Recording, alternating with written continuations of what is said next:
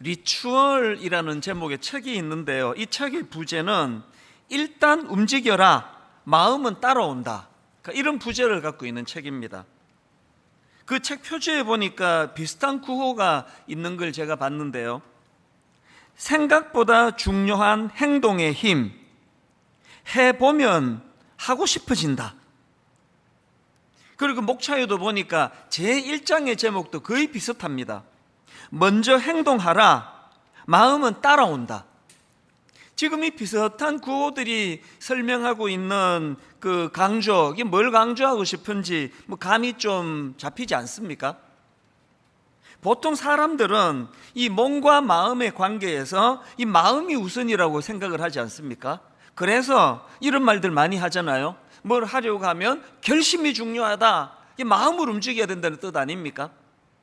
그러나 현실적으로 보면은 아무리 마음을 굳게 먹고 결심해도 그 몸이 잘 따라주지 않는다는 겁니다.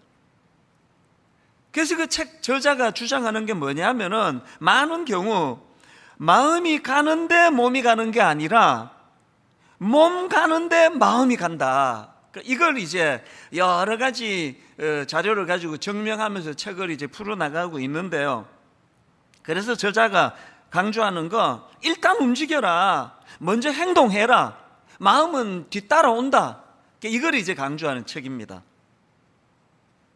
그런가 하면은 또 무조건 심플, 이런 제목의 책이 있는데요, 이 책은 전문 경영 컨설턴트인 저자가 오래 연구 끝에 내린 결론을 소개하는데, 결론을 한번 들어보세요. 비즈니스에서 가장 효력이 큰 단 하나의 법칙이 있다면 사업장과 시장을 단순화하라는 것이다. 그래서 그 책 제목이 무조건 심플이에요. 사실 저는 이 책 내용도 안 보고요, 그냥 구입했습니다. 왜냐하니까 이 책 제목 무조건 심플, 이건 제 인생의 구호이기 때문이에요. 하나님 앞에서 그렇게 복잡하게 생각하고 복잡하게 살면 안 된다는 주장을 저는 하고 있거든요. 그래서 제가 물 철학을 얘기하잖아요. 물이 위에서 아래로 흐르는데 복잡한 거 없습니다. 물을 아래에서 위로 끌어올리려니까 이렇게 복잡한 거 아닙니까? 창조주 하나님이 계시고 우리를 설계하신 그 하나님께서, 우리를 가장 잘 하시는 그 하나님께서 우리에게 주시는 그 말씀에 따라 가지고 그렇게 살아가는 거, 복잡한 게 하나도 없습니다. 그래서 그 책에서 주장하는 이 내용들을 보면서 저는 이런 구호를 만들어 봤습니다. 하나님의 뜻이면 순종한다, 하나님의 뜻이면 일단 움직인다, 먼저 행동한다, 그러면 마음은 따라온다. 아주 간단하고 단순한 그 책 제목 무조건 심플, 이게 저에게 참 묵상하는데 굉장히 도움이 된 그런 책 제목입니다. 오늘 본문에서 아브라함이 보여주는 모범이 바로 이런 모습이거든요. 복잡한 게 하나도 없습니다. 1절에서 하나님이 말씀하십니다. 창세기 12장 1절, 여호와께서 아브라함에게 이르시되 너는 너의 고향과 친척과 아버지 집을 떠나 내가 너에게 보여줄 땅으로 가라. 그랬더니 4절, 이에 아브라함이 여호와의 말씀을 따라 갔고, 복잡한 게 하나도 없습니다. 그 생각 없이 사는 그것도 문제지만요, 이 생각을 너무 복잡하게 해가지고 한 걸음도 행동으로 발걸음을 못 옮기는 건 더 큰 문제 아닙니까? 그 출애굽기 3장을 보니까요, 소명받기 이전에 이 모세가 딱 그렇게 생각이 복잡했던 사람이에요. 하나님께서는 애굽의 종살이로 신음하는 이스라엘 백성들을 해방시켜 주시기 원하시고 그 지도자로 모세를 부르시거든요. 출애굽기 3장 10절, 이제 내가 너를 바로에게 보내어 너에게 내 백성 이스라엘 자손을 애굽에서 인도하여 내게 하리라. 그랬더니 이 모세의 반응을 한번 보세요. 바로 그 다음 11절, 모세가 하나님께 아뢰되 내가 누구이기에 바로에게 가며 이스라엘 자손을 애굽에서 인도하여 내리까? 그냥 아멘 하면 되는 건데 복잡해요. 이게 계속됩니다. 읽다가 짜증이 나요. 하나님 계속 설명해 주시는데 사람들이 내 말을 듣겠습니까? 누가 내 말을 믿어주겠습니까? 아무도 내 말을 안 믿을 겁니다. 나는 말재주가 없는 사람입니다. 나 혀가 둔한 사람입니다. 하나님께서 아무리 설명을 해줘도 이 모세 생각이 막 너무 복잡한 거예요. 이 답답한 모세의 이 성경을 읽다가 떠올려진 시원한 구절 하나가 제가 떠올려졌는데요, 여기에 반해가지고 여러분 마가복음 1장에 보면은요, 예수님이 해변을 지나시다가 그물질하는 베드로와 안드레를 보시고 부르세요. 자, 마가복음 1장 17절, 예수께서 이르시되 나를 따라오라, 내가 너희로 사람을 낚는 어부가 되게 하리라 하시니, 그랬더니 바로 그 다음 18절, 곧 그물을 버려두고 따르니라. 뭐 시원하지 않습니까? 복잡한 거 없습니다. 따르라 그러시니까, 주님이 따르라 그러니 뭐 이거 뭐 대단한 거 아닙니까? 그래서 곧 그물을 버려두고 따르니라. 이게 주님의 말씀이 진리다 싶으면요, 뭐 그냥 따르면 되는 겁니다. 제가 29살 때 이민을 가가지고 조그만한 비즈니스를 시작하는 그 즈음에 하나님이 저에게 한국으로 돌아가라, 목사가 되라, 청소년들을 도와주라. 이게 여러분 막 엄청 복잡한 것 같아도요, 아무 일도 아니에요. 그래서 저는 이걸 아주 굉장히 간단하게 생각했습니다. 이게 정말 하나님의 콜링, 소명이면 순종해야지. 그래서 저는 막 머리 복잡하게 굴리고 그렇게 하지 않고 성경을 읽었죠. 그 시로 창세기부터 요한계시록까지 읽으면서 이게 진짜 하나님의 부르심인지 내가 그냥 혼자 생각하는 건지, 그렇게 2달 동안 성경을 읽으면서 확신했거든요. 이거 하나님의 부르시는 소명이다. 그래서 한국으로 돌아가겠는데 뭐 생각 복잡하게 안 했습니다. 뭐 복잡하게 생각했겠습니까? 오죽 간단하게 생각했으면은 김포공항에, 그때 국제선이 김포공항인데 김포공항에 도착해가지고 그날 밤에 어디서 잘 궁리도 안 하고 한국에 나왔잖아요. 그 모든 피해를 그때 신혼부부였던 내 친구가 다 근데 그 집에 보름이나 내가 머물렀잖아요. 제가요, 생각 복잡하게 했으면 절대로 한국에 못 돌아왔습니다. 결혼도 안 했죠. 5남매 중에 막내죠. 온 가족들이 도와줘가지고 지금 비즈니스 시작한 지 지금 뭐 얼마 안 되죠. 네, 하나님 나 한국에 못 갑니다, 이렇게 설명할 수 있는 이유를 10가지도 더 될 수 있습니다. 복잡하게 생각 안 했습니다. 이게 진짜 하나님의 소명이면 가라면 가는 거죠. 분당 우리 개축도 마찬가지 아닙니까? 갑자기 담임 목사님, 오카노 목사님 부르시더니 내년에 개척해라. 그게 지금 10월 말에 부르셨는데 내년이면 지금 얼마 남은 겁니까? 제가요, 그때 중고등부만 하고 어른 사역도 해본 적이 없고 뭐 장례를 제대로 내가 침례를 치러보기를 했습니까? 어른들을 상대로 뭐 아무것도 한 게 없는데, 그때 제가 오카노 목사님께 목사님 지금 저 개척 못합니다, 그 이유를 10가지도 더 될 수 있었는데요, 아주 복잡하게 생각 안 해요. 그냥 이렇게 생각했습니다. 내가 옥 목사님 보면 하나님의 종 맞는데, 신실하신 하나님의 종이 담임 목사님이 얼마나 기도하고 생각해서 나한테 이런 명을 내리시는가. 목사님 이미 다 기도하고 생각해서 명 내니 내가 뭐 따로 기도할 게 뭐가 있냐고 가볍게 받았죠. 그리고는 그냥 혼미한 개척하고 혼미한 몇 달을 보냈지만, 지금 여러분이 결과를 보면은 그때 제가 목사님께 안 합니다 그래서 어쩔 뻔했냐고요. 그래서 제가 아까 그 책 제목 정말 그대로 저는 봤습니다. 아까 그 책 제목 그대로 저는 무조건 심플, 하나님의 뜻이면 순종한다. 오늘 아브라함에게서 우리가 다시 한번 이 중심을 우리가 회복해야 돼요. 그래서 저는 우리 젊은 부교육자들한테 요새 노래를 부릅니다. 생각 좀 줄여라, 생각 좀. 당신 생각 너무 많다. 뭐가 그렇게 생각이 복잡하냐. 하나님이 하라 그러면 하면 되고, 하나님 뜻이 아니다 싶으면 안 하면 되고, 뭘 그렇게 망설이고 그렇게 복잡하냐.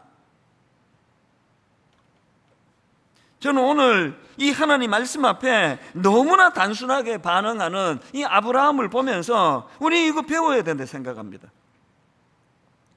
이 중심을 가지고요, 하나님이 뭘 명하셨고 아브라함은 그것을 어떻게 순종하며 나갔는지를 이제 내일 특별 새벽 부흥회 때도 오늘 말씀에 연이어서 계속 살펴보려고 하는데요, 오늘 본문에 보니까 하나님께서 아브라함에게 주신 명령을 정리해 보니까 딱 두 가지예요.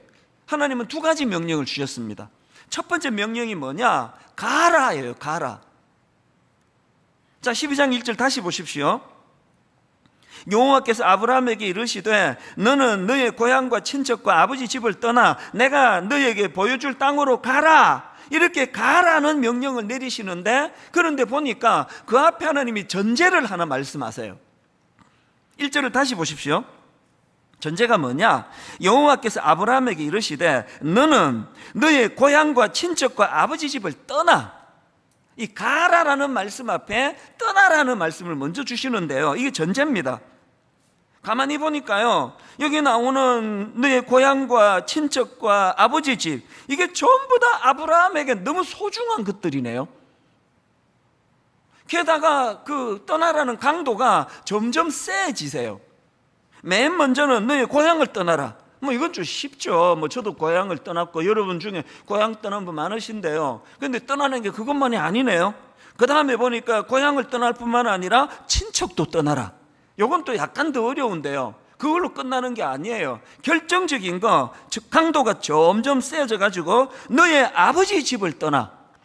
이게 뭐 무슨 아파트 뭐 1동 뭐 몇 호를 떠나라 그런 얘기가 아니잖아요. 제가 우리 가족을 떠나오는 과정에서 이게 얼마나 힘들다는 걸 내가 겪어봐서 알아요. 그래서 이안 득위드라는 분이 쓴 믿음으로 산다는 것, 이런 제목의 책이 있는데요, 믿음으로 산다는 게 뭐냐? 아브라함이 말씀에 순종하여 발걸음을 내딛기 전에 먼저 해야 했던 것은 그가 소중히 여기던 모든 것들과의 결별이 먼저 일어났다. 예전에 나온 책 중에요, 그 익숙한 것과의 결별, 이런 제목의 책이 있었습니다. 이 1997년도에 우리나라의 IMF 경제 위기가 터지고 나서 온 나라가 이제 뭐 진짜 뭐 곧 망할 것 같은 두려움에 휩싸였고요.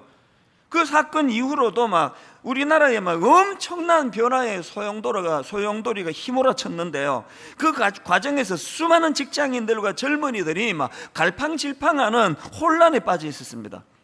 그런 와중에서 이제 이 책이 강하게 주장하는 게 뭐냐? 정말 변하지 않으면 안 된다. 진짜 변해야 된다. 변화되면 제대로 변해야 된다. 이걸 강조하는 책인데, 저는 지금도요, 이게 98년도인가 99년도인가 예전에 나온 책인데 지금도 저는 한 번씩 이 책 제목을 되냅니다. 익숙한 것과의 결별. 이거 왜 되내는지 아십니까? 모든 사람이 익숙한 걸 좋아해요. 모든 사람이 익숙한 걸 좋아하는 이유는 이 익숙함은 마음에 안정을 줍니다. 그러나 왜 익숙한 것과 결별해야 되느냐고요? 이 익숙함은 우리에게 안정감을 가져다 주지만, 그러나 이 익숙함에 안주하는 순간 도태하기 때문이에요. 권태감이 익숙한 것 때문에 오는 거 아닙니까? 그래서 제가 지금도 한 번씩 이 제목을 저를 이제 다짐할 때마다 익숙한 것과의 결별, 익숙한 것과의 결별 이렇게 되뇌기도 하고요. 그런가 하면은 또 책 제목 하나 더 되냅니다. 예전에 베스트셀러가 됐던 누가 내 치즈를 옮겼는가? 그 서양쥐 두 마리가 무궁무진한 치즈가 공급되는 창고에 있으면서 점점 이제 치즈가 줄어드는 그런 상황을 당황하지 않고, 그래서 또 다른 창고를 물색하고 돌아보고 뭐 그런 내용, 자세한 내용도 기억이 안 나지만, 그러나 메시지는 분명히 알아요. 누가 내 치즈를 옮겼는가? 언젠가 이 무궁무진한 치즈가 없어질 때 당황하지 않도록, 이게 익숙한 것과의 결별, 제가 짝을 이루어서 되내는 겁니다. 하나님이 왜 가라 하시면서 아브라함이 가장 소중히 여기는 것들과의 결별을 먼저 말씀하셨는지 아시겠죠? 더군다나요, 아브라함의 아버지 데라는 우상을 숭배하던 이교도였습니다. 자, 여러분, 요수아 24장 2절 3절입니다.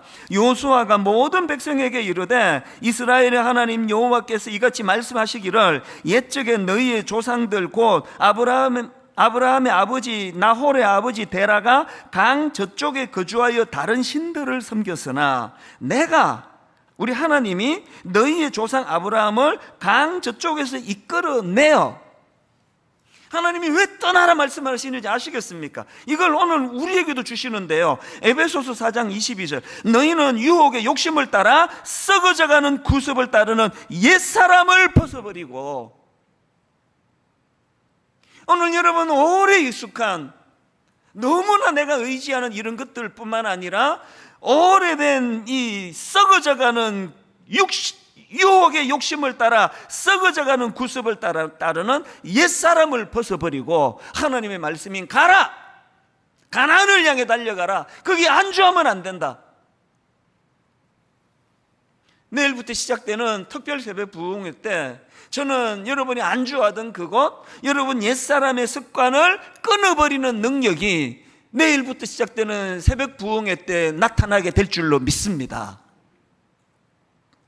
그런가 하면은 아브라함을 향한 두 번째 명령이 뭐냐? 간단해요. 복이 될지라. 이 명령인 이유를 제가 설명을 드릴게요.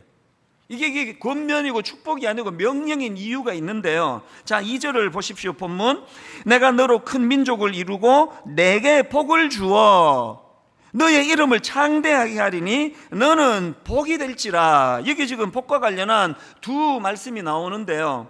이걸 가지고 우리는 절대 복과 관련해서 잊으면 안 되는 두 가지 포인트를 찾아내야 됩니다. 자, 첫 번째, 복과 관련해서 반드시 기억해야 되는 거 굉장히 심플합니다. 하나님은 저와 여러분에게 복 주기를 원하세요. 이게 어렵습니까?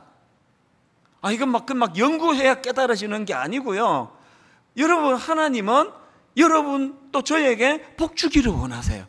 제가 이거를 묵상하다가 보니까 2주 전에 우리가 함께 살펴봤던 창세기 11장에 바벨탑 쌓던 사람들이 너무 안타까운 거예요. 왜 안타까우냐? 자, 창세기 11장 4절입니다. 또 말하되 자, 성읍과 탑을 건설하여 그 탑 꼭대기를 하늘에 닿게 하여 우리 이름을 내고. 그 사람들이 그렇게 죽을 고생하며 탑을 쌓았던 거는 자기 이름을 내기 위해서였는데요. 그런데 여러분, 2절에서 지금 하나님이 무슨 약속을 주십니까? 내가 너로 큰 민족을 이루고 너에게 복을 주어 너의 이름을 창대하게 하리니. 아니, 창조주 하나님이 그렇게 자기 이름 내려고 바등바등 안 해도 하나님이 이름 주시기를 원하신다는 거예요. 바벨탑 쌓던 그 사람들의 어리석음이 뭡니까? 아니, 그 복주기 원하시는 그 하나님은 배제시키고 그 알량한 자기들 그 좁은 생각으로 좁은 머리로 그렇게 바벨탑을 세워나가니까 이게 애당초 이게 말이 안 되는 일 아닙니까? 오늘 여러분, 이 바벨탑을 쌓는 사람이 한두 사람입니까? 그렇게 자기 이름을 내보겠다고 그렇게 바둥바둥 애를 쓰는데 그게 되던가요? 그래서 제가 생각 좀 복잡하게 하지 말라는 거예요. 그럼 뭐 그렇게 탑 쌓겠다고 그렇게 애를 쓰시느냐고요. 하나님이 복 주신다는데 믿으면 되는 거 아닙니까? 하나님은 저와 여러분, 이찬수 목사와 모든 성도님들에게 복 주시기 원하십니다. 믿으십니까? 이 굉장히 단순하지만 너무나 중요한 메시지예요. 하나님 우리를 부르실 때요, 우리를 착취하려고 부르시는 거 아니에요. 사실 제가 그 철없던 29살 때 사실은 비즈니스 지금 금방 시작했는데 막 온 누나 형 도움 받아가지고 이제 억지로 시작했는데 이게 내려놓고 한국 가라 그러니까 사실 처음에 좀 두려웠죠. 희생인 줄 알았죠. 막 엄청 각오하느라고 그냥 몸살도 걸리고 그랬는데 그 어리석은 생각이에요. 하나님이요, 저를 착취하려고 부르시는 분이 아니에요. 그렇게 부름에 순종해가지고 30살 때 한국 돌아와 이후로 31년 동안 제가 받은 복은 이루 말로 다 못하는 거 다 아시잖아요. 그 모르는 분 계세요? 분당 우리 교회를 개척하고 성도님들도 그 복을 좀 누리셨다는 분이 많으셨거든요. 개척 초기에요, 이민 가기로 그 수속을 밟고 있었다고 기억을 합니다. 이민 가기로 했는데 교회가 너무 행복해가지고 이민을 안 간 분들이 계세요. 이 설교 준비하다가 그 초창기 때 그분들 교회를 위해서도 너무나 수고를 많이 하시고 그랬는데요, 그분들 생각이 나는 겁니다. 제가 하나님 말씀에 순종해서 분당 우리를 개척했기 때문에 그 복을 누린 성도들도 많이 계시지만요, 뭐라 그래도 그 복은 제가 제일 많이 받은 거예요. 제가 그때 제가 미국에서 한국으로 여기민 안 왔으면 어쩔 뻔했나, 막 아무리 생각을 해도 이건 뭐. 그래서 여러분, 하나님은요 우리를 착취하려고 부르시는 분이 아니라 복 주시기 위해 부르신다는 거, 이 간단한 진리를 마음에서 믿음으로 받으시기를 바랍니다. 그런가 하면은 복과 관련해서 또 하나 진짜 기억해야 될 두 번째가 있는데요, 여러분, 하나님은요 첫째, 우리에게 복 주시기 원하실 뿐 아니라 둘째, 다른 사람에게 복을 끼치는 자가 되기를 원하신다는 겁니다. 자, 2절 현대인의 성경을 한번 보십시오. 2절, 내가 너를 큰 민족의 조상이 되게 하고, 이 첫 번째 복입니다. 너를 축복하여. 이건요 하나님이 어떤 민족에게 준다는 그게 아니에요. 아브라함 개인에게 주시는 거예요. 하나님께서 먼저 내가 너를 큰 민족의 조상이 되게 하고 너를 축복하여 내 이름을 크게 떨치게 하겠다. 그리고 그 다음 두 번째 보세요. 너는 다른 사람에게 복을 끼치는 자가 될 것이다. 이 복을, 다른 사람에게 복을 끼치는 자가 된다는 게 뭘 의미하는지 3절에 가면 좀 더 자세히 알 수 있습니다. 3절, 너를 축복하는 자에게는 내가 복을 내리고 너를 저주하는 자에게는 내가 저주하리니 땅의 모든 족속이 너로 말미암아 복을 얻을 것이라. 이거 신나는 거 아닙니까? 여러분, 제가 오늘도 살아가야 될 이유가 있다면 제가 오늘 여러분에게 줄 게 있기 때문이에요. 그러니까 여러분, 이찬수 목사로 말미암아 여러분이 복을 받게 된다. 이게 얼마나 이게 살맛 나는 이야기예요. 제 기도하는 거 아시죠? 하나님, 제가 누군가에게는 선물 같은 존재가 되기를 원합니다.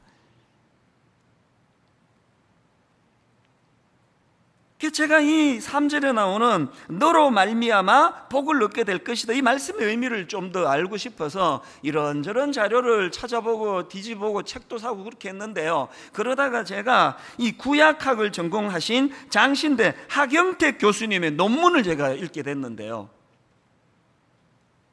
이 교수님의 논문에 의하면은 여기 나오는 너로 말미암아 라는 이 말씀의 의미는 학자에 따라서 강조점이 조금씩 다르다면서 쭉 설명을 하는데, 이걸 제가 두 가지로 정리를 해봤습니다. 자, 여기 나오는 너로 말미암아, 그러니까 너로 말미암아 복을 얻을 것이다, 여기 나오는 이 너로 말미암아를 어떻게 해석할 수 있느냐. 첫째로요, 이 너로 말미암아는 땅의 모든 족속이 너를 통하여 복을 받을 것이다, 이렇게 번역할 수 있다는 겁니다. 그러니까 여기 나오는 너로 말미암아는 이 축복의 중재자, 이 축복의 통로로서의 아브라함을 강조하는 것으로 그렇게 번역을 할 수가 있다. 그런가 하면은 두 번째로 여기 나오는 너로 말미암아라는 이 말씀은 땅의 모든 족속이 너처럼 복을 받을 것이다.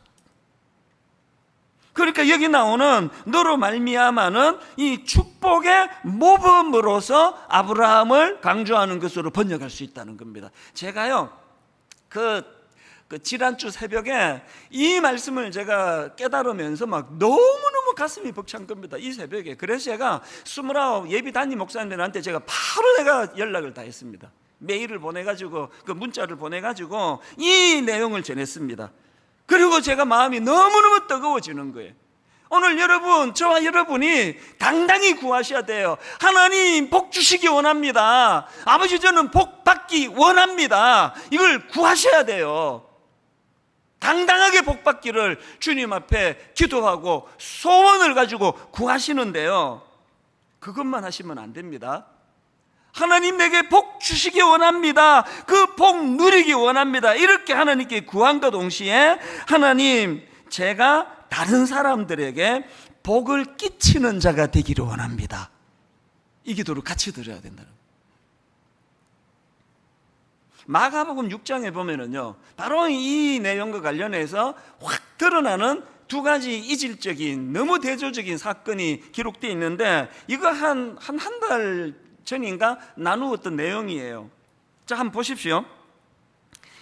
이 마가복음 6장에 보면은 이제 오병이어 사건이 나오고요. 그리고 그 앞에 이제 헤롯 왕이 배설한 잔치 이야기가 거기 기록이 되어 있는데, 자, 먼저 헤롯 왕의 잔치의 특징을 한번 보시겠습니까? 자, 마가복음 6장 21절 22절입니다. 마침 기회가 좋은 날이 왔으니 곧 헤롯이 자기 생일에 대신들과 천부장들과 갈릴리의 귀인들로 더불어 잔치할세 헤로디아의 딸이 친히 들어와 춤을 추어, 그 다음 보세요. 헤롯과 그와 함께 앉은 자들을 기쁘게 한지라. 헤롯이 배설한 잔치의 특징은 뭐예요?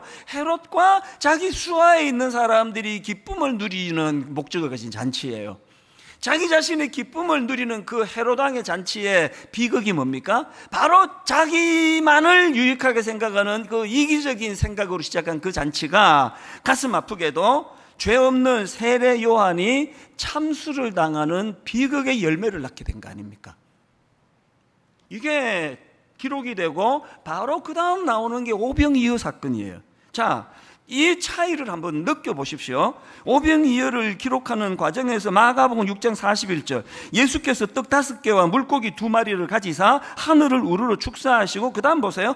떡을 떼어 제자들에게 주어. 깨달은 게 하나 있는데요. 여러분, 예수 믿는 저와 여러분은요, 그 예수님의 기적의 축복의 오병이어의 혜택을요, 세상 사람이 누리기 전에 우리가 먼저 누려요.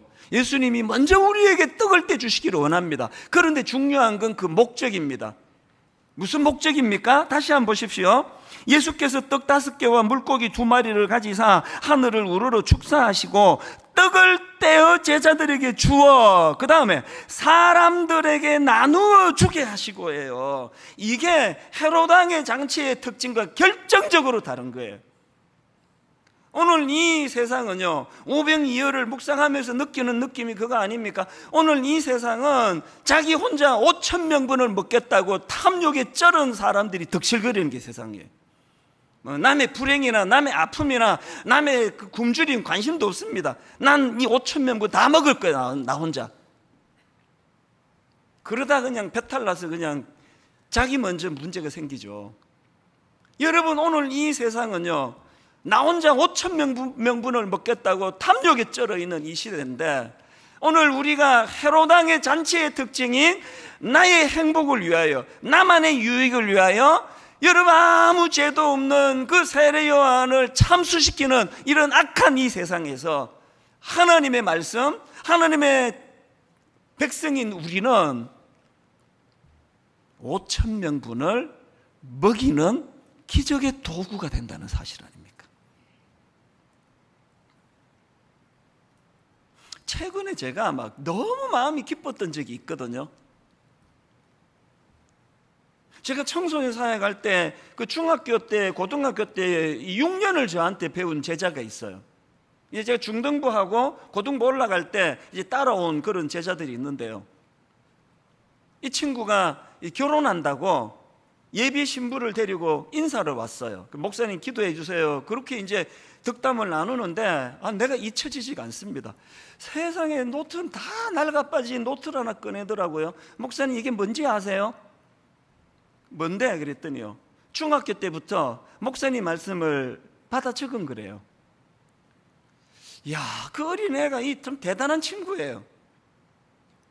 그러면서 이제 그 메모해 놓은 거를 보여주고 뭐 대화를 하는데, 제가 잊혀졌던 추억이 하나 떠올랐습니다. 제가 그때 청소년 사회 가면서 많이 가르쳤던 것 중에 강조했던 게 있는데요, 막 구호를 외치고 따라하라 그랬는데, 그게 뭐냐 하니까, 공부해서 남주자, 돈 벌어서 남주자, 은혜 받아 남주자. 뭐 한동대학교도 그런 모토가 있고 구호가 있고 또 이런 걸 외치는 교회가 많아서 감사하게 생각하는데요, 저는 92년도부터 이거를 아이들에게 가르쳤어요. 그래서 막 따라하라 그러고요, 그리고 막 가르쳤어요. 그 막 공부 안 하면 네 엄마가 혹은 아빠가 공부해서 남주나 왜 이렇게 공부 안 해? 공부해서 남줘? 그러면 네 이렇게 대답해라. 막 이렇게 막 우스갯소리도 하고.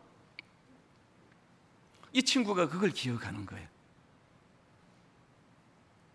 여러분, 그 코흘리게 중학교 애가 그 제가 전한 말씀을 듣고 이렇게 노력을 하는데, 제가 막 교회를 목회하면서 탐욕에 쩔어서 목회하면 되겠습니까?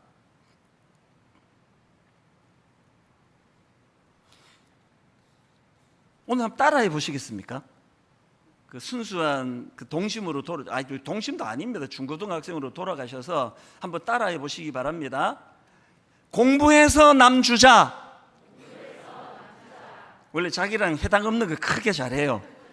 이제 뭐 공부 다 끝났는데 뭐. 공부해서 남 주자. 돈 벌어서 남 주자. 이 소리가 확 준 것 같은데. 내일부터 시작될 특세, 이 구호로 하셔야 됩니다. 은혜 받아 남 주자. 이게 우리의 두 번째 사명이에요. 당당하게 주님께 구하세요. 아버지, 난 복 받기 원합니다. 복 주시기 원합니다. 그리고 그 주신 복을 마음껏 누리고 주님 은혜롭게 살기 원합니다. 그리고 그 주신 복을 흘려보내기를 원합니다. 오늘 우리가 여기 교회가 있는 것, 하나님이 너무나 삭막한 이 시대에 그들에게 선물과 같은 교회가 되기를 원합니다. 사실 분당 우리 교회 지난 19년은요, 뭐 하나님의 이 복을 뭐 말로 나눌 수 없이 받았습니다. 가장 첫 번째로 받은 복은요, 이 송림 중고등학교예요. 세상에 이거 지금 우리가 지금 거의 20년째 쓰고 있잖아요. 가끔씩 묻거든요. 학교랑 문제 없느냐고. 그래서 이런 얘기예요. 우리 갈수록 사이가 더 좋아지는데 기적이라 그래요. 왜 그런지 아십니까? 우리는 거래 관계로 내가 요만큼 쓰고 이만큼 줄 테니 이런 게 없었습니다. 이거는 말도 안 되는 일방적인 혜택이에요. 그래서 학교가요, 오해도 많이 받았습니다. 뭐 뒷거래 하는 거 아니냐? 뭐 그런 거 없거든요. 근데 진짜 지금도 이해가 안 돼서 너무 행복한데요. 성린중고등학교가 이제 1위로 건물을 짓고 이사를 하고, 그리고 이제 바로 우리가 여기 들어왔는데요. 그런데 우리 직전에 분당의 규모가 큰 교회에서 이 강당을 빌려 쓰게 해달라. 그리고 뭐 규모가 있는 교회니까요, 뭐 꽤 많은 장학금과 뭐 이런 것들을 이제 제공하겠다고 약속을 뭐 제안을 했을 거 아니냐고요. 그런데 여러분, 그 이사장님과 송림중고등학교가 눈물나게 고마운 게 뭔지 아세요? 세상에 그렇게 큰 그 보상이 이루어지고 뭐 이런 장학금 같은 걸 제공해 주겠다는 그 학교를, 그 교회를 거절하고요. 그때 30-40명 모인, 게다가 담임 목사는 뭐 완전 애송이, 42살짜리, 얼굴은 35.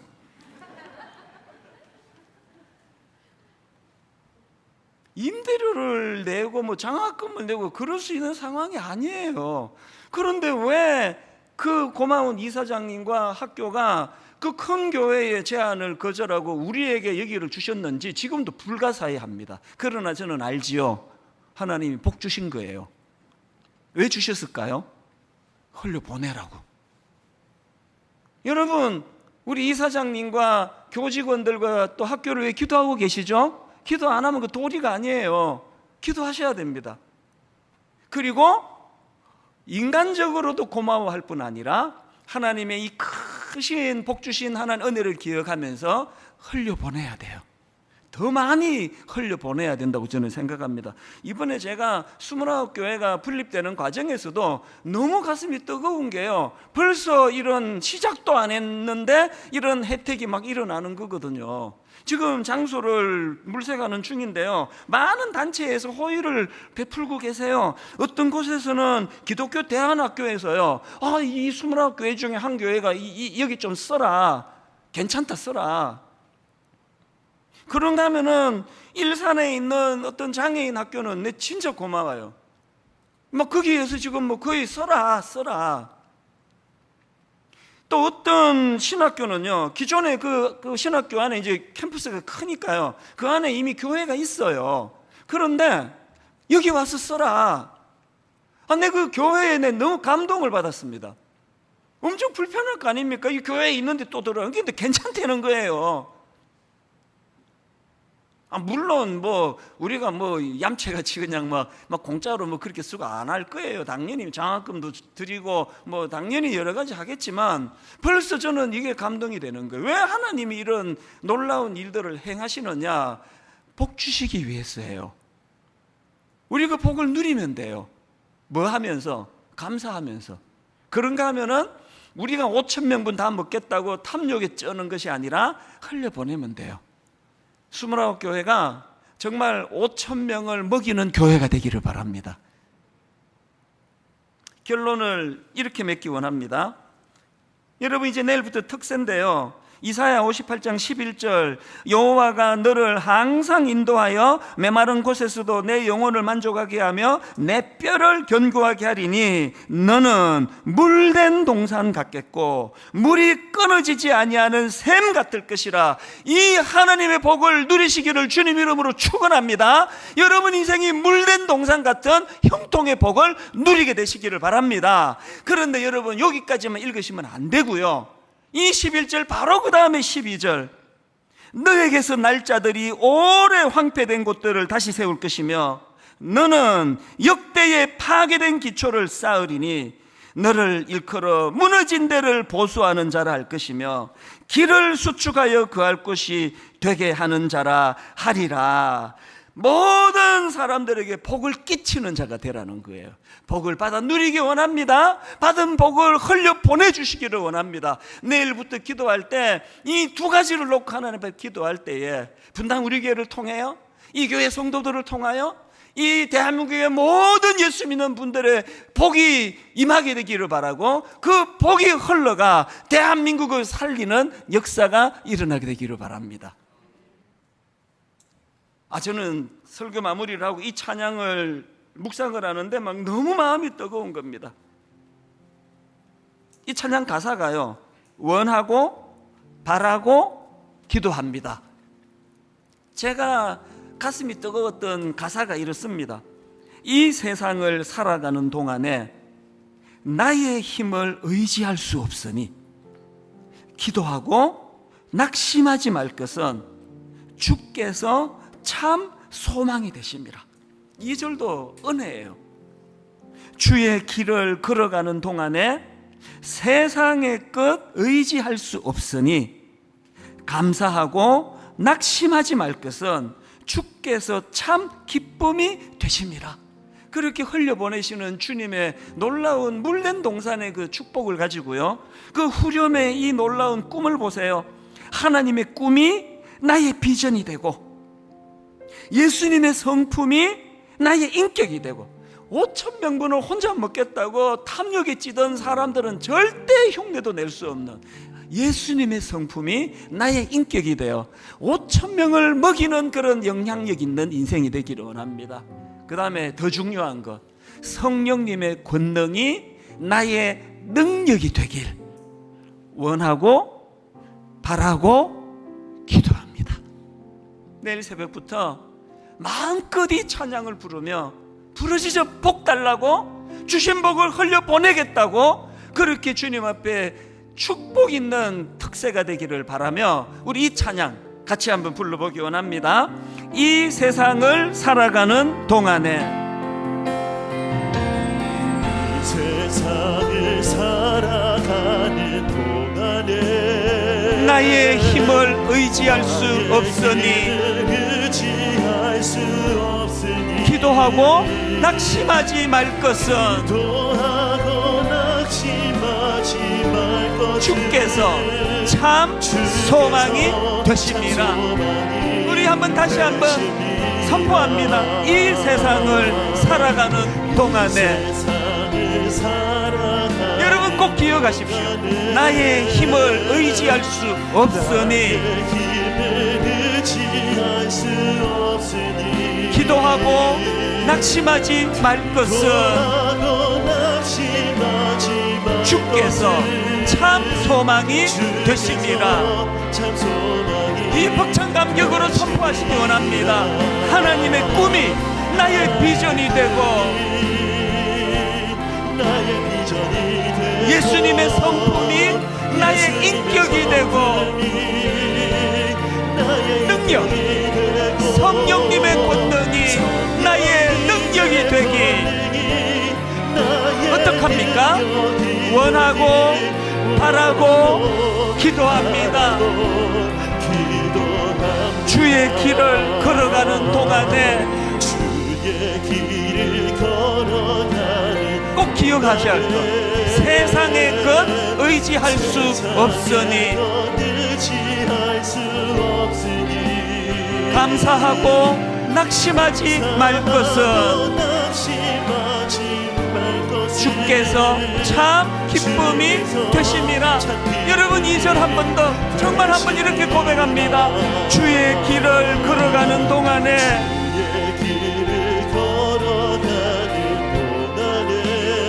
세상의 것 의지할 수 없으니 비록 나는 약하지만 감사하고 낙심하지 말 것은 주께서 참 기쁨이 되심이라. 여러분 준비되셨습니까? 꿈을 꾸며 찬양합니다. 하나님의 꿈이 나의 비전이 되고 예수님의 성품이 나의 인격이 되고 성령님의 권능이 나의 능력이 되기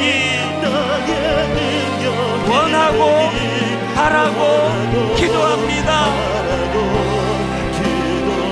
하나님의 꿈이 나의 비전이 되고 사모하십시오. 예수님의 성품이 나의 인격이 되고 성령님의 권능이 나의 능력이 되기 원하고 바라고 기도합니다. 그래서 주님 의지합니다. 주의 인도하심을 따라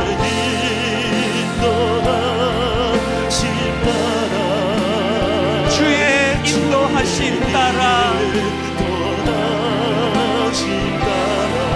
어디든지 주를 따라 주와 같이 가려네. 여러분 홀로 걷는 인생길 아닙니다. 주의 인도하심 따라 주의 인도하심 따라 내 이름을 위하여 바벨탑을 쌓는 인생이 아니라 어디든지 주를 따라 주와 같이 가려네. 예수 나를 오라 하네. 주님의 부르심에 응답하는 인생. 예수 나를 오라 하네. 홀로 걷는 인생 아닙니다. 어디든지 주를 따라 주와 같이 가려네. 주의 인도하심 따라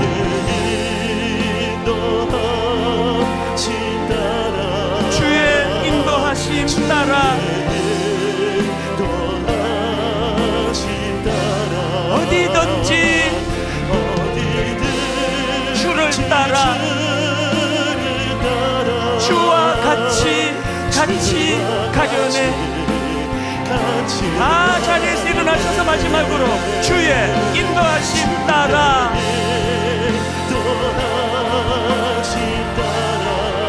주의 인도하심 따라 어디든지 주를 따라 주와 같이 가려네. 두 가지 놓고 기도합니다. 아버지 복 주시기 원합니다. 아버지 제 삶이 물된 동산 같기 원합니다. 물이 끊어지지 아니하는 샘 같기를 원합니다. 그런가 하면 주님 5,000명분은 나 혼자 먹겠다는 탐욕에 쩐 인생이 아니라 주신 복을 따라 하나님 복의 통로가 되겠습니다. 복의 유통자가 되기 원합니다. 이 복을 나누어 주기를 원합니다. 내가 이 땅을 살아가는 것이 누군가에게는 선물 같은 인생 되기를 원합니다. 이 두 가지 제목 가지고 우리 한번 통성으로 같이 기도합니다. 같이 기도하시겠습니다. 살아계신 하나님 아버지, 오늘 하나님의 말씀에 따라 순종하며 나가기를 원합니다. 하나님, 우리 인생이 너무 생각이 복잡합니다. 생각이 너무 많습니다. 아버지 단순하게 살기 원합니다. 주의 복을 누리기를 창조주 되신 하나님께서 주님의 그 은혜를 내 인생을 설계하신 그 하나님께서 하나 말씀하시면 하나 말씀하시는 주님 그 부름 앞에 다시 말해야 될 이유 여러 가지를 생각하고 주의 고뇌하는 것이 말씀을 아니라 순종하여 아브라함처럼 단순하게 아버지 믿음으로 그물을 버리고 주님을 따르기를 그러면 하나님을 의지하며 하나님을 신뢰하며 이렇게 순종하는 중이 되기 원합니다. 기쁨을 맛보게 해주시며 하나님, 아버지 그 은혜를 따라 살아가며 하나님보다 더 의지하는 것들과 결별이 선언되기를 원합니다. 하나님의 꿈이 하나님보다 더 의지하는 그 모든 것들이 성품이 나의 인격이 되어지며 성령님의 익숙한 것과의 결별이 선언되기를 원합니다. 하나님, 죄된 것들 안에 휩싸여 살던 그곳을 떠나기를 원합니다. 무엇보다도 하나님 복 주시기 원합니다. 그 주신 복을 흘려보내기를 원합니다. 주님의 성품을 닮아 하나님 흘려보내는 그 복 아버지 하나님 앞에 올려드리기를 원합니다. 하나님의 가운데 붙잡고 나아가는 능력을 부여받는 은혜의 때가 될 수 있도록 주님 우리 가운데 세일을 행하여 주시옵소서. 아버지 여호와의 은혜를 만나는 그런 한 주간이 될 수 있도록 주님 우리 가운데 함께 하시고 주님 역사하여 주시옵소서. 역사하시는 그 주님을 기대합니다. 이 세상을 살아가는 동안에 나의 힘을 의지할 수 없으니 기도하고 낙심하지 말 것은 주께서 참 소망이 되심이라. 주의 길을 걸어가는 동안에 세상의 것 의지할 수 없으니 감사하고 낙심하지 말 것은 주께서 참 기쁨이 되심이라. 하나님의 꿈이 나의 비전이 되고 예수님의 성품이 나의 인격이 되고 성령님의 권능이 나의 능력이 되기를 하나님 원하고 바라고 기도합니다. 탐욕에 찌든 이 시대를 살아가면서 거기에 물들지 않기를 원합니다. 오늘 내가 살아 호흡하는 이것이 많은 주변 사람들에게 선물이 되기를 원합니다. 5,000명을 먹이는 인생 되기를 원합니다. 그 일이 가능할 수 있도록 예수님의 성품이 우리의 인격이 되게 하여 주시옵소서. 내일부터 아버지 특별 새벽 부흥의 잔치를 배설해 주셨는데 하나님 엿새 동안 기도하고 말씀을 나누며 에베소서를 필사하며 영적으로 풍성한 공급을 받는 너무나 복된 한 주간이 되도록 인도하여 주시옵소서.